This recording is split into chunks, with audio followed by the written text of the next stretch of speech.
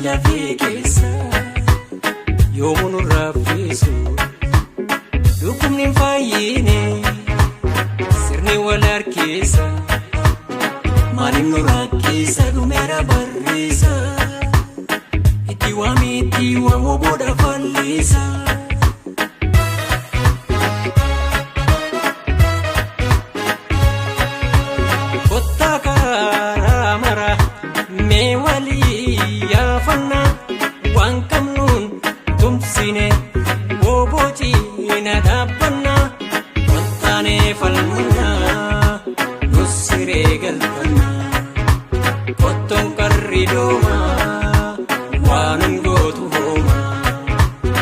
Sirni gadaa fiitee maaliif nu rakkisa keroodha fallisa.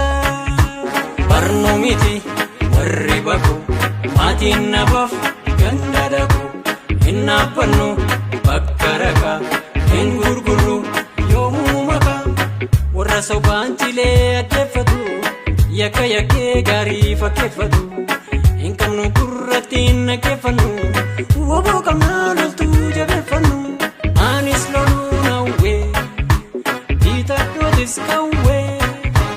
woboo jabeeffanna waltaanee falmanna nusiree galfanna.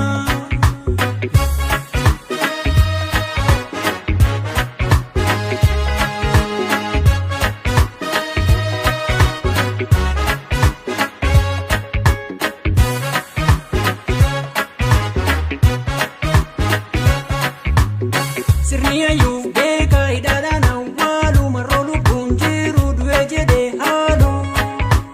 Barnoo miti warri bakku maatiin nabaaf ganda dhaqu hin dhaabbannu bakka rakaa hin gurgurru yoomuu makaa beekiidhaan isaaniif hin mallee warri haqaaf jiraatan garjallee ilma Oromoo hayyuudha ogeessa lakkii shiftaa mitiin shora keessa.